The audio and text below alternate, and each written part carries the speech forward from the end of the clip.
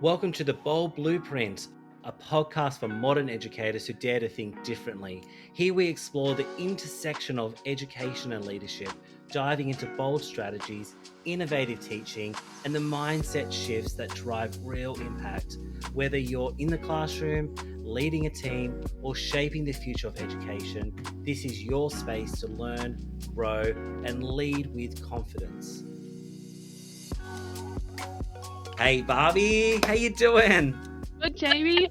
I miss you. It's been a few. Oh, collective hug.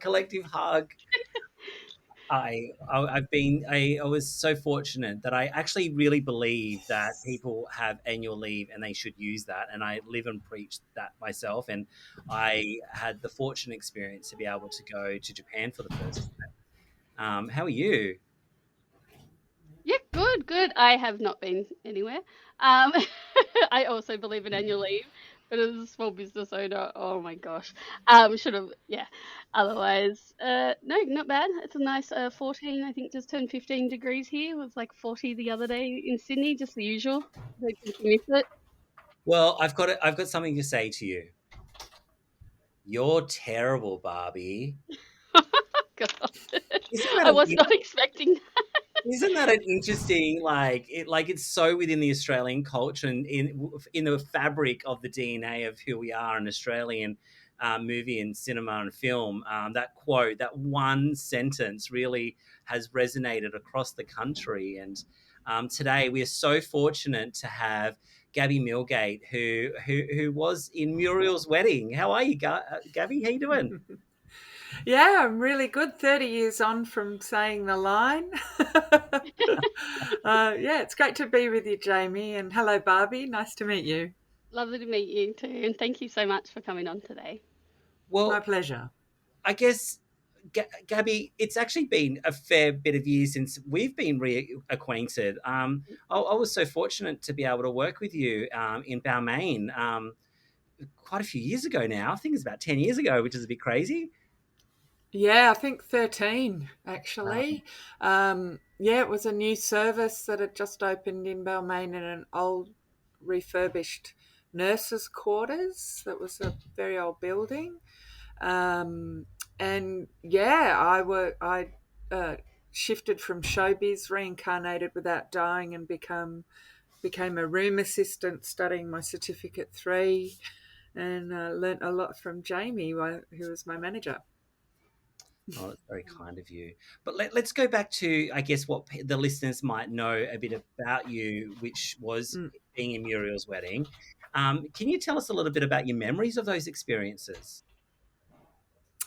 Yeah, so the reason I got the role is they had sent a fax back in the 90s Yes. to schools and universities because all the actresses that they'd had come in to audition for the role were too beautiful. So they wanted someone more like the Heslop family. And I actually, when I auditioned, I reminded the director of his sister, who the role was based on. And I had just the right amount of low self-esteem to get the role. I'd been playing theatre sports at Sydney Uni and at Belvoir Street Theatre in Sydney. And my audition was very underwhelming, which eventually probably led to me getting the role, actually. Yeah, wow. And I mean, Muriel's wedding is definitely near and dear to my heart, and I think a lot of Australian heart. I think the amount of people who can quote that movie, I think it's one of the most quotable movies of all time. And Yeah, yeah. I was lucky enough to get famous before it was an online everybody gets it thing. yeah, I even had someone, I said before we started recording, I even had someone say it to me just on the weekend, just randomly. Um, yeah, so when you say how often people say it, I thought the timing was pretty uncanny though. Yeah, you say it and I appear now these Yeah, days. yeah. Yeah, Win lotto, it's win lotto. It comes up. like a portal, like a Yeah. portal opens up, and I'm like, yes, you said my line. Give me $1. Yeah. Oh. But I think, Gabby, what's really interesting is, going through your journey of, and we've done a couple of podcasts about people changing careers and going down Mm, different pathways compared to where they may have been 16, 17, 18 with ambitions in a certain direction and then pivoted. And I think you are a real beautiful example of that. And what I'm really proud of you, Gabby, is, the work that you're doing down in Canberra, which we're going to talk a lot about nature pedagogy in a second. mm, I guess mm, before we lead into that, my question to you is, you decided to go down the route of early childhood education and care, away from the acting space. That's, mm. I mean, there is a lot of theatre that goes in with children, so there's a lot of skills that can be transferable. But I'm curious, Yeah. what really drew you to kind of shift and pivot into another space? My sister said I was very good with her children, and my sister Monica used to be a writer on High Five, actually, and is an author herself. She's created a book called My Mighty Magnificent Mind, and so she'd worked in the early childhood sector and thought that that would be something good because I felt with showbiz, I just had no desire to get back up on stage or do anything more. I just didn't see a future in it. For myself, there was no passion that was there in the beginning, and I suppose I just wanted to do something where I was useful and I could help. And so I just took the attitude of, oh, well, let's reincarnate without dying and let's see, investigate what early childhood education and care could hold for me to be able to connect and contribute to my community. And yeah, I found that because uh, I really like belonging to somewhere, going somewhere every day myself. And I used all my communication and entertainment skills for the purpose of children's learning and to engage them in learning provocations. I didn't know it was a provocation back then, but yeah, to use a lot of creativity skills are used to engage children and build relationships with children. So that's song and storytelling and just being with them. I think Yeah. it's a lot we all take for granted too. When we've been in it for a while, you Mm, forget like that just genuine sense of belonging for us. We talk about it a lot for children as well, and that place to go every day and connecting with the children. mm. And I Yeah, think, and having a big life purpose, which is, contributing to the well-being of children and influencing their developmental outcomes in a positive way, just feels like a really good thing to do. well, honestly, Gabby, I think if we think over those 13 years, you have, you know, gone through your career. You've definitely progressed. I know that you're also an author yourself, the book. Yeah, And a story about chickens, which we can talk about. And yeah, also, you yourself are a musician and songwriter as well. And I yeah. remember fondly of you bringing your guitar with the children and singing with children. I'm sure that is still within you. So Mm, I think that, and I follow you definitely on LinkedIn as well. So kudos to you. And just unpacking a little bit about what we're going to talk about is this idea of nature-based learning and nature pedagogy. mm. And I'm really curious to hear from you. What does that mean? Well, it means dirt, mud, rock, stick, seed, plant, bean, worm, bugs, logs, macaque, early learning peas, curious, tree, UV, rainbow news, we're young and free. Now I know ecology. Next time, won't you share with me? So it's all of those things. It's actually really simple. It's giving children access and agency within their early learning environments to connect and contribute to their world, a way for them to learn the ABCD of their world as far as nature goes. So ABCD, learning the alphabet is basic to literacy.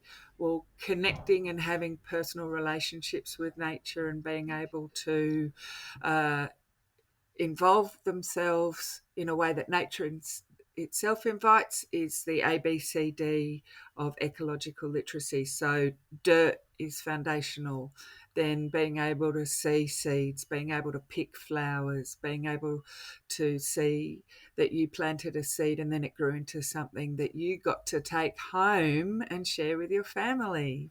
Like all of those things are basic to human development, and children are biologically designed to connect and contribute with nature in that way. And even infants, when you offer them a seed, will do this, and they will push it in with their finger without being told or shown. So I think it's innate. Uh, the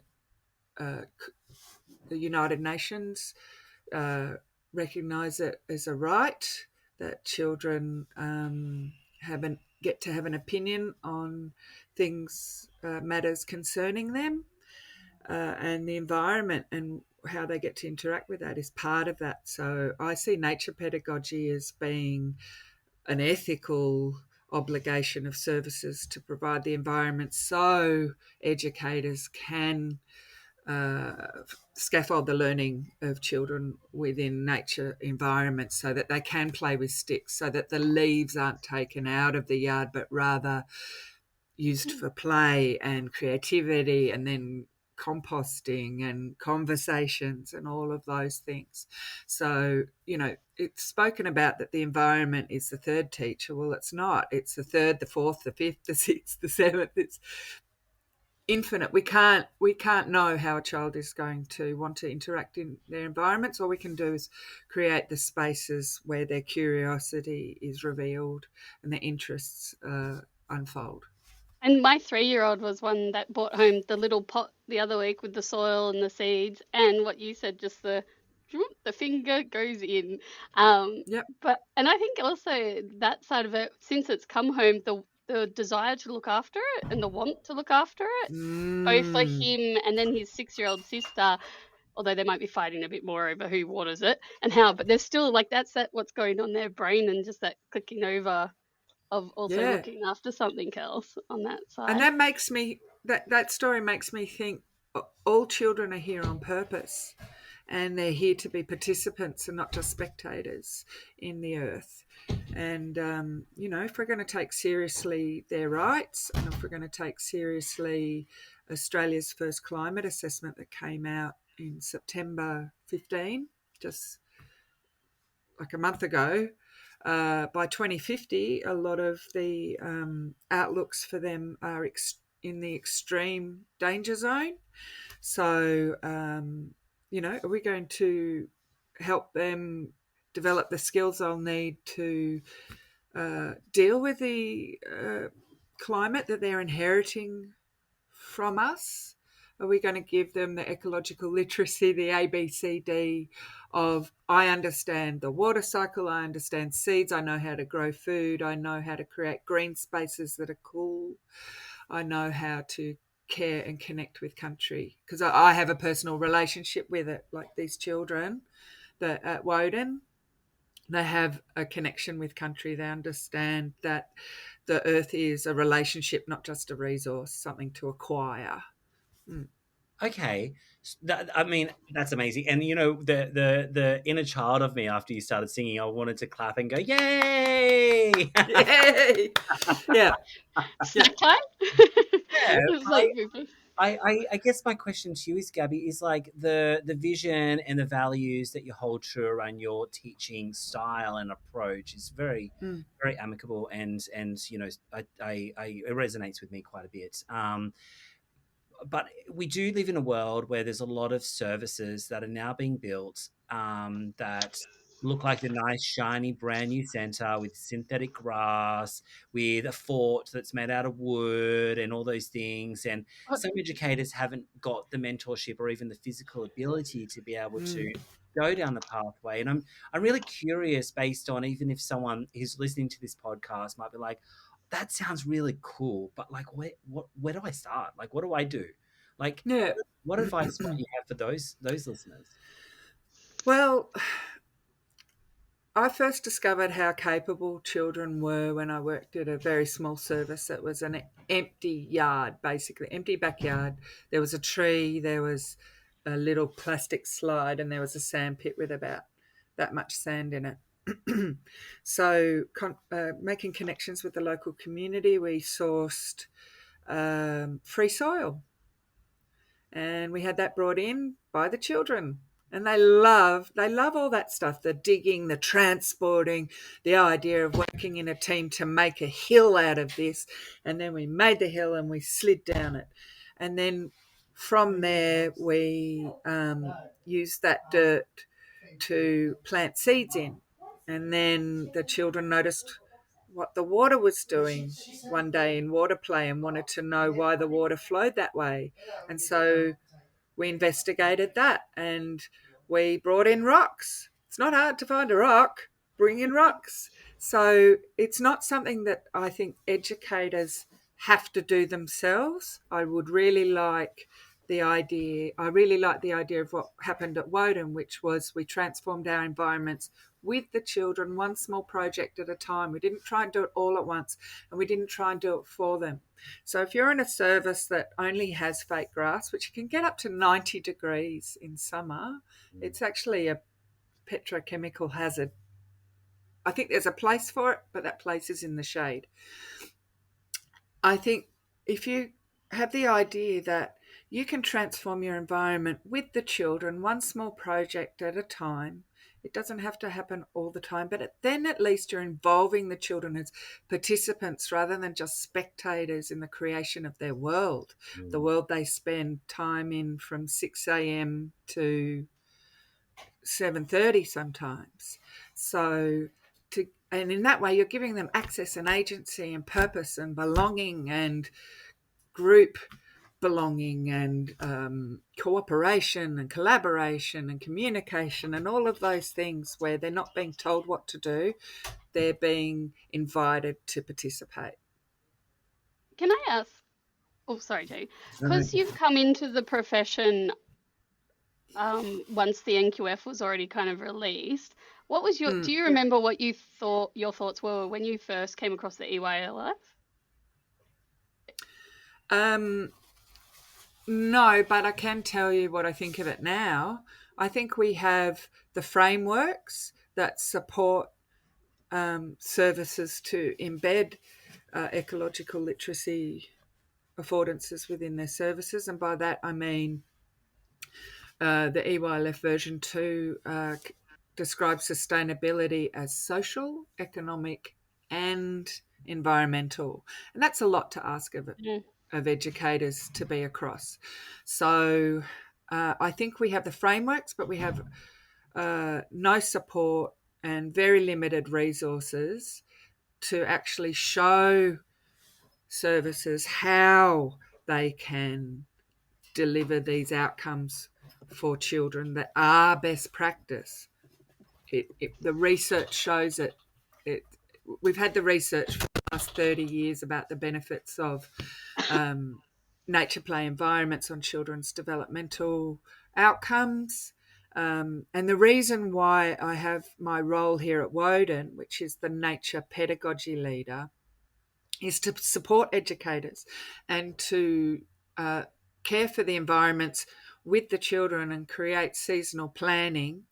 And the reason why I got given this job is because our service is run by a parent committee of medical professionals that work at Canberra Hospital. 10 years ago, they recognised their children were experiencing nature deficit disorder. It's not an actual disorder, but it's a way to describe developmental delays in children, physical and emotional. And so they decided they would do something about it. As a parent committee, they decided to add one more educator to the team as part of the leadership team, so that each child would be guaranteed to be beneficiaries of the National Quality Standards and the EYLF description of sustainable practice within services, and services take care of their environments. So how do we do that? It's not just about recycling, and it's not just about putting the right paper in the right bin and not playing with the tap. It's about providing them the dirt, mud, sticks, rocks, leaves, and the educators who value that, and the services who provide the environments so that educators can do that. So I'll stop talking so you can No, ask the next question. No, I think it's really interesting. I think we're both like listening to you intently, going, "Yeah, that's right. That's that's why right." I asked that question, because I'm like, as someone that's come in when it was already released, I know people that were in the profession before it was released that still kind of struggle with the ideas, and hearing you articulate the frameworks is like, I think my notes is like just incredible. That's why I was like, oh, what was your thoughts when you first came in about the framework? Obviously about it, and then what we're given to do with it is completely different, but yeah. But what I think is interesting, Gabby and Barbie, as I'm listening to what I'm hearing, is there's quite often in my role, I hear educators saying, we don't have enough resources. We don't have enough resources. And what that means sometimes is, can we go through the catalog of the resource company to get a whole bunch of, X, Y, and Z, like, puzzles. And if that puzzle piece goes missing, well, there goes the puzzle, right? And can we get more, whatever it is? But what I'm actually hearing you say, Gabby, is your idea of curriculum is actually going into the community and getting children to participate, to bring things into the center and also ask these inquiring questions. And I think when you spoke about getting dirt in the area and bringing that in, it's interesting where that kind of led you, but you also framed a curriculum around, you know, how did it get transported? So then we're talking about cars, we're talking about trucks, we're talking about different things in those that process based learning. And sometimes I think when the EYLF came into play all those glory years ago, and now we've got a version 2, we sometimes, I feel, still go back to the old stencils and the aspect of where the ELF, I don't believe, actually was anticipating the framework to go. And Yeah, yeah. so I think my analysis of that is educators themselves aren't connected with nature. They Mm. weren't brought up. They weren't brought up understanding the relationship. It's just something to move through on the way from the car to work, or on the car to the Hungry Jack's playground, or Yeah.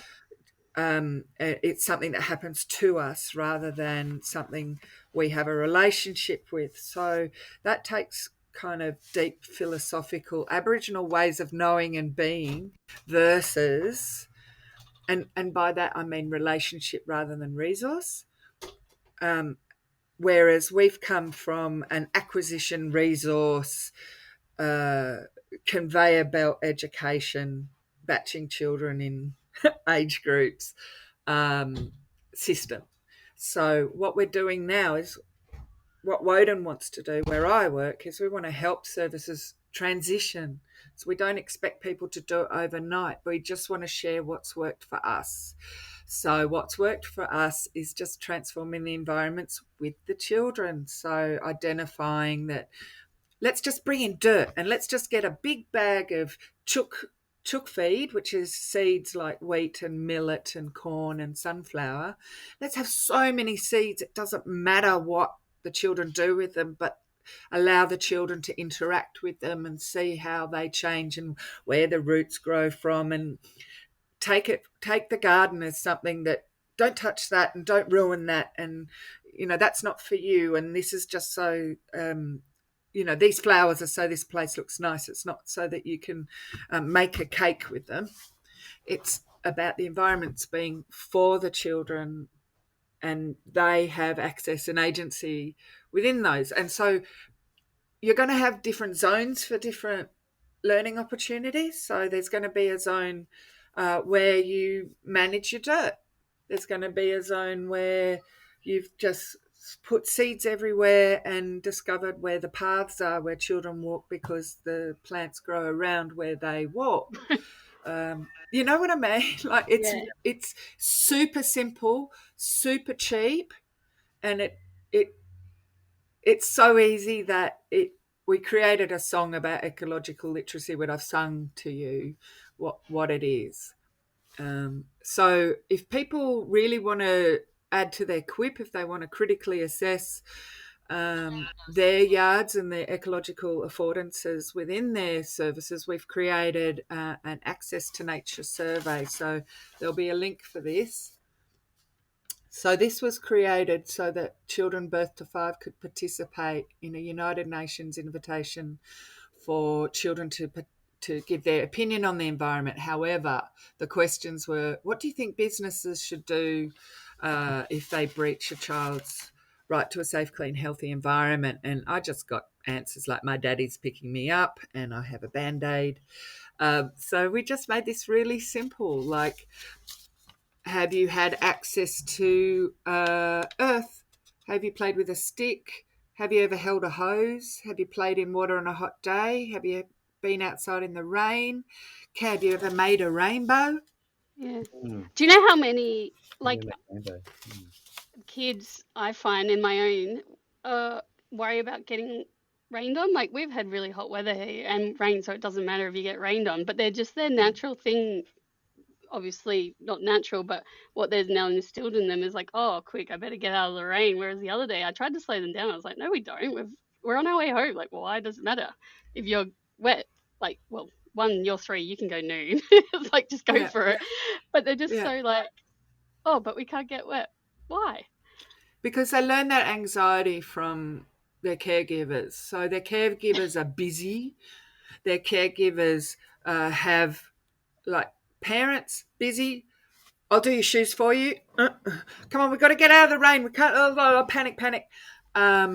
Sometimes services are overwhelmed, and if a child gets wet, that means there's a whole educator gone. So to change that child. So what you can do is, with the Access to Nature survey, you can critically assess water play, and then you can have a conversation with, well, what routines and setups can we establish so that we have respectful transitions and respectful caregiving while we're giving children the joy of water play. That joy, that absolute, that splash and that and that Yeah. all of that.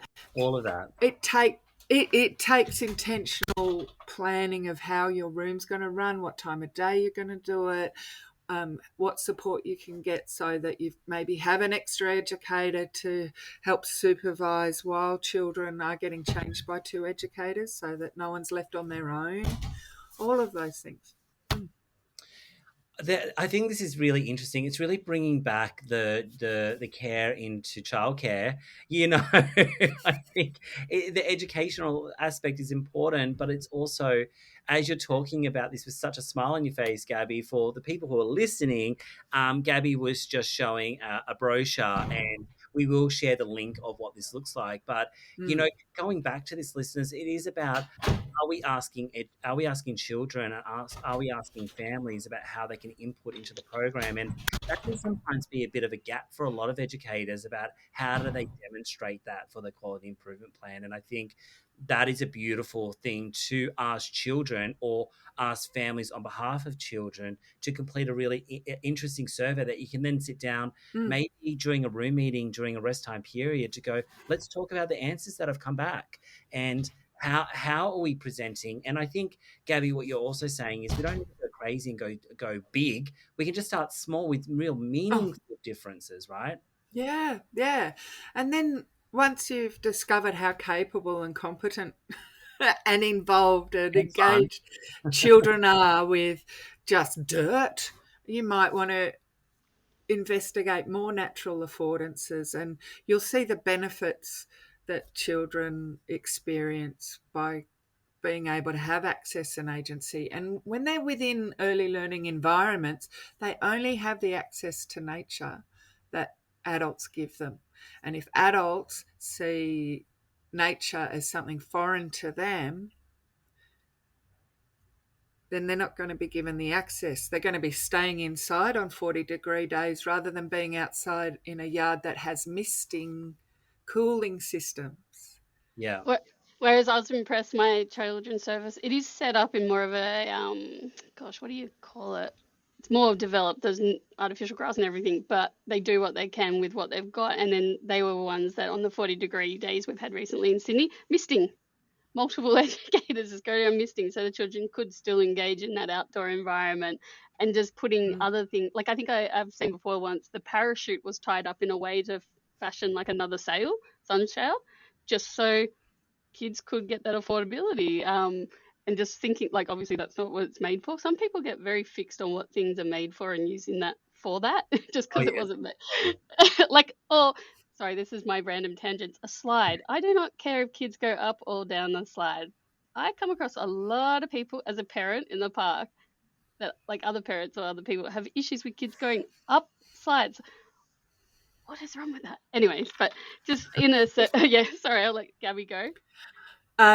So one of the skills that Dr. Lauriana, the paediatrician that recently came out to the ECA conference, spoke on skills children will need to thrive in the 21st century.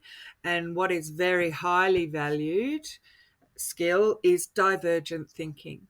So we want to be encouraging children who think outside the box and not necessarily assume that children are doing it to be naughty, for example. So rather ask questions. So a question I asked a child in our garden where we have the chickens and ducks is, why are you watering the chicken? Do you want to tell me? And she's like, oh, I want the chicken to go to bed. So back into the closure. And I want it to think it's raining so it will go inside. And I'm like, wow, that's really clever. Chickens don't like to get wet, darling. What's another way we could do that? Yeah, so reframing the things. So I guess, could you just tell us a little bit about Woden right now? So you just touched on that, you've got chickens and ducks. What does your service provide outside of having you in your fabulous role?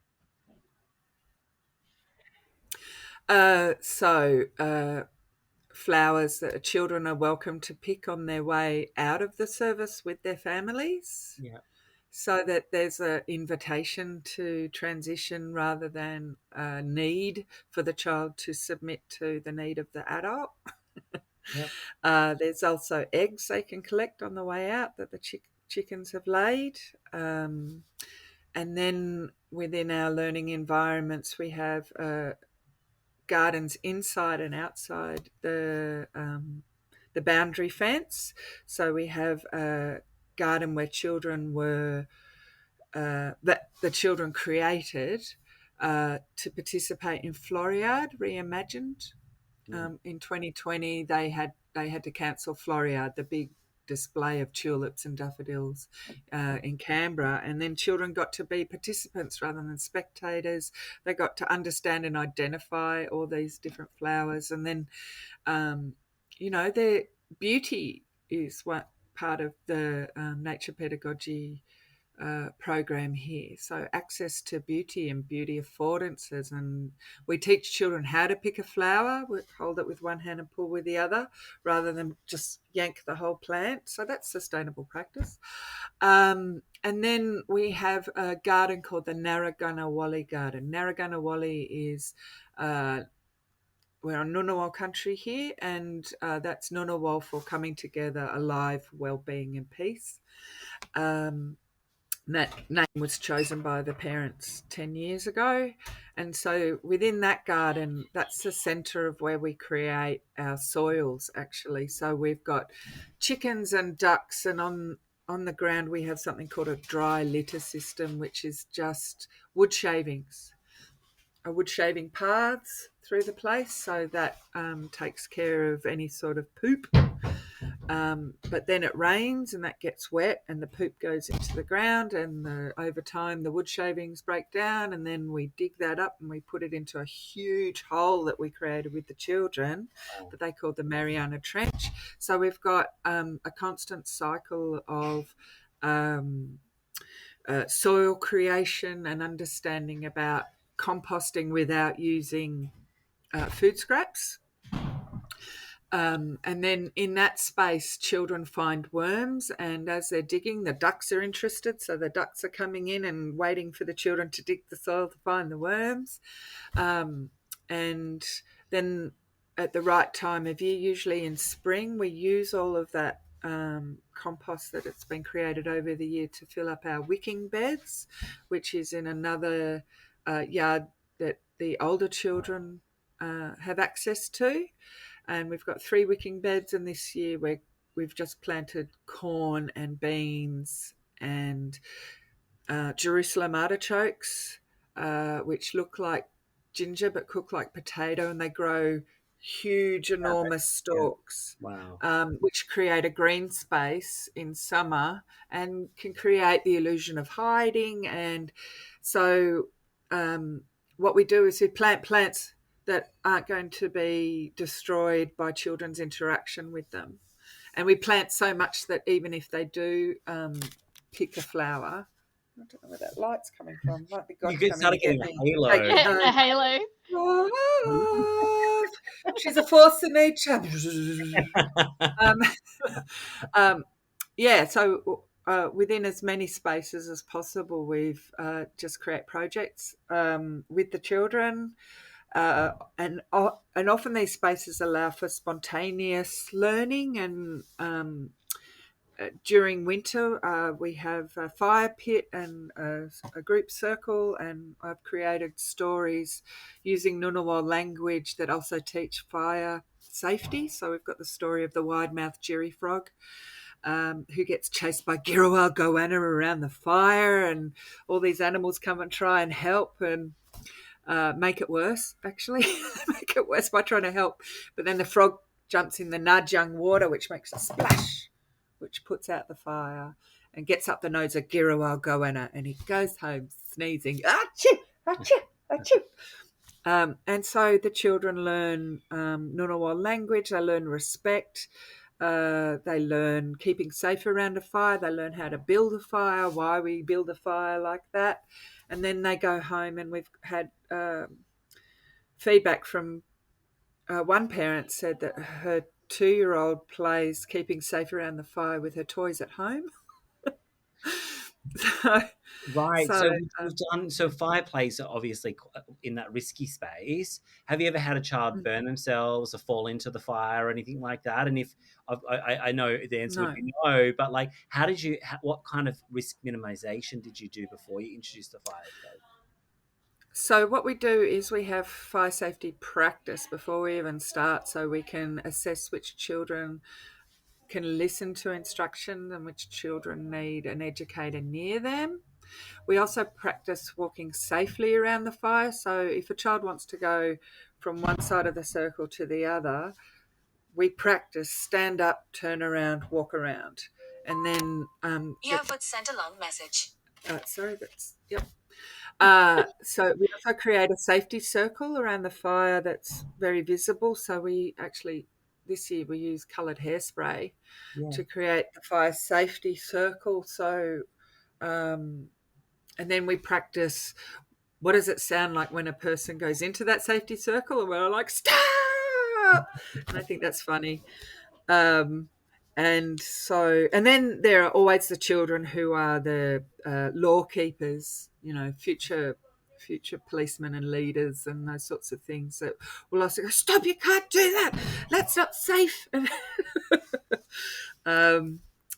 then the children are taught respect for fire, which they naturally are, actually naturally cautious, like the toddler age group. When we start practice with them, they're usually pretty aware, but there are always children who are like la la la. Yeah. So those children are identified and supported and scaffolded. Well, Gabby, I mean, you definitely bring it back to the times that we worked together in Balmain. I mean, what an experience that was. Yeah, well, that taught me the value of chickens in early childhood settings, and I saw how they affected children to be very, very, very, very calm and gave them something to look forward to. I remember one child was like on drop off, "Mummy, mummy, mummy," and then mummy left, and they dropped it. They dropped the emotional expression that they were, emotional response that they were having, and they looked at me and went, "I want to see the chickens." I went, let's go. Yeah, I know. I remember in those days about Maine, like I haven't thought about this memory in ages, and I remember that we went to the local tire maker where you get your tires replaced, and you'd be surprised of how many tires those dealerships have that they have to pay someone to take. And Oh, what we ended up getting is probably like 80 tires, and we got the children to paint the outside of those. I don't know if you remember this, Gabby. And we created a mount, and so we made a bit of a pyramid, and we filled them all in with bark, and the children were able to climb and roll down. And it's interesting because tires are made of rubber, right? So Yeah. you just bounce off them. And no one ever got Yeah. hurt. And no one ever got hurt. But it really started with just talking and discussing, and the amount of money that we spent was really just petrol to go and pick up the tires. mm. There's Yeah. So too much fear, I find, too. So I've heard reasons why people don't use tires. I don't know if you've heard the same. Redback spiders apparently like living in them. So well, that's the reason. what we did in Uh, that regard is we painted the inside white because redback Mm. spiders like to be in dark spots, yeah. and because we filled it with bark, it actually there was no spaces for redbacks to be hidden. Well, and that's Yeah. what I was going to say. Sometimes there's those things, and even before Gabby mentioned something about like people clear away all the leaves, but like leave them to play, and some people might think, oh, spiders. But I was cleaning my kid's Lego. There were spiders in the Lego the other day. Like they're just going to be places. There's only so much you can mitigate. I don't know how they got in there. But also in the sense of not letting fear stop it, because I think the other side of it, especially as you're talking, Gabby, on an environmental sense, like the opposite is way worse than what we're probably scared of right Mm. now. Mm. I've got the educator mindset, but then I've also got the overprotective mum mindset. I'm a helicopter parent. I wasn't expecting it because I'm not that type of educator. So I'm always at war with myself internally. My 3-year-old was running with a stick the other day, and it's like I went to yell, "Stop running!" and then the other half of my brain was like, "But why?" and then what to do. But in my head, my mum had it was that fear of, "But what if they fall and they get hurt?" But then, yeah. Anyway, so I was just on my random tangent there of that fear can stop, I think, a lot of people from doing it. And it's just exploring that fear. And I think how you like just saying that fear might be redbacks and then just working out solutions I around think it, that that's risk right. mitigating. Yeah. And Today, I mean, I think if I was to summarize, Gabby, what I have heard is it's just starting with asking questions. It's starting by talking to to the children, to your co-educator, and to families, and starting small, and also looking at what's in within your community to bring it in, and just seeing where it takes you. And it may not take you into what you even imagined it was going to take Mm. you, right? And Mm. I think your story at Woden, I don't think that would have been like Pantene, didn't happen overnight, but it No. happened, and No. I think you've given us some really good takeaways today. I thank you so much for your time. It's just so wonderful to hear you speak, and it's so wonderful to be connected with you again, Gabby. Yeah, you too, Jamie. And, Jamie always would say to me, but you can do this with the children. And I'd be like, what?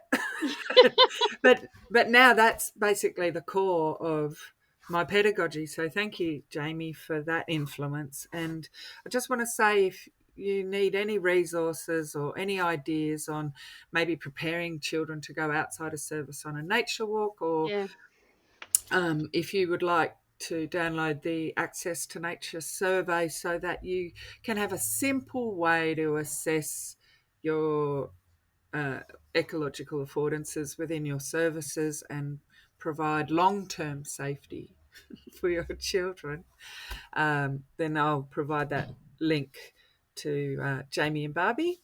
And just get in touch. We're happy to help and share what's worked for us. Well, we can definitely see you and find you on LinkedIn. So Gabby Millgate, Mm. definitely there, and you're an active poster on there. We will post on this podcast as well. And thank you for saying that. I still live and breathe the challenging the status quo, and I sometimes get people Mm. looking at me with blank stares, sometimes death stares, and I'm like, but why not? yeah. Well, That's divergent thinking is one of the skills that we need in the 21st century as the world itself transitions from let's say, colonial capitalism, that sort of thing, to, well, what David Suzuki, the environmental scientist, said just in June, which was the units of survival are going to be communities, and what a better community to be a part of than an early learning service. It's so true. Well, we've actually got one final question to ask you, Gabby. So I'll hand you over to Barbie. She's got a little reflective question. Okay. Yeah. So we've grown this question over time because being inclusive and knowing not everyone does the same thing. So originally the question started off because Jamie and I wanted a question had nothing to do with what we talk about, and we both love live music. So we used to ask people what was the first live performance or music event you went to, and then we've realized not everyone likes live music like us. So it's elaborated to what was the first live performance you've been to. That could be a music event, it could be a live stage performance. This is also weird saying to yourself because there's so much, but if you can remember even before that, someone else said a movie, like there was just so many things in there since we've all got different things.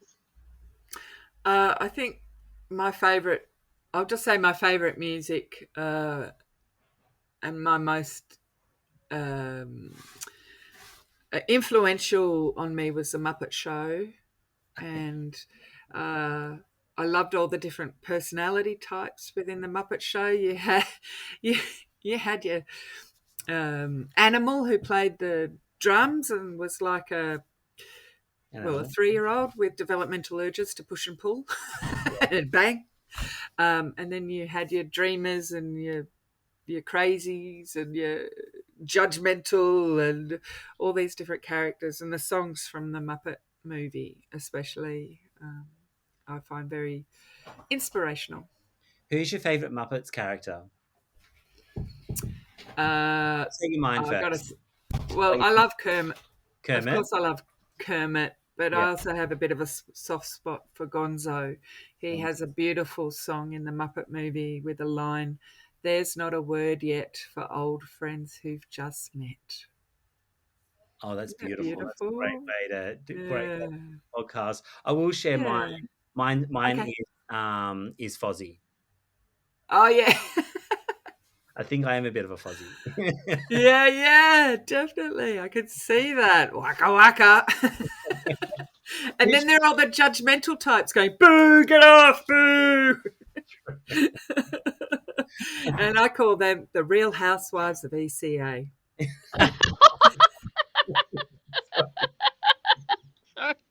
It takes all types. It takes all types. And some are like this.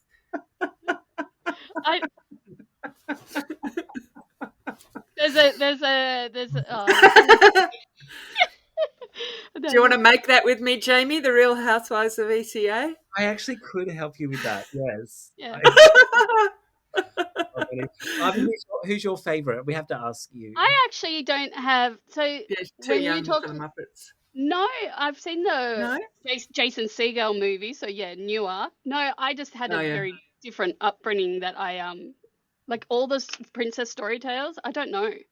So often learning them with my 6-year-old now, and it's really like, I didn't know that's what Cinderella did. Like there's that I didn't have a normal family. So it was just like as an adult kind of learning them, which is weird because I spent 20 years working with children, but I have to admit there was also a primary age, so there was that gap of me missing out on what a lot learned between 0 and 5. So it's like, as my daughter's only just turned 6, I've been learning it all now. But yeah, so that's why I don't know a lot. Whereas like what I watched as a kid was, I said before coming up, Rocky Horror Picture Show was a movie I would watch before. Amazing. Yeah, that's what I used to watch going to sleep, and I said, but dressed as Frankenfurter on the weekend because it's the 50th anniversary this year. I think I scared a lot of locals because I walked and caught a bus. In the Dr. Frankenfurter outfit, sorry, hair and makeup and all, but I'll have to share. I patted a horse on the way that I walked past. So I'm very lucky where I live. There's just unit blocks, horses right next to our unit blocks, and then main road. Like it's just a weird spot. But anyways, yeah. Well, K-pop Demon Hunters I definitely approve of because the theme and the moral is your voice counts, and how you see yourself in the world counts and it's important. So yeah, K-pop Demon Hunters, I'm a fan. It's overtaken Frozen at our service. Now it's the new thing. So if you haven't watched it, watch it. All we Thank you so hear. much. Thank you so much. And with that, Barbie, what a podcast. Can't wait to see you again. I know the lineup of future guests is pretty exciting, but this was such a beautiful, special moment for all of us. And thank you so much, Gabby. Yeah, thank you. Jamie. Thanks for listening to The Bold Blueprint. If you'd like to get in touch, you can reach out to us on elm.net.au or fireflyhr.com.au. Bye. Bye.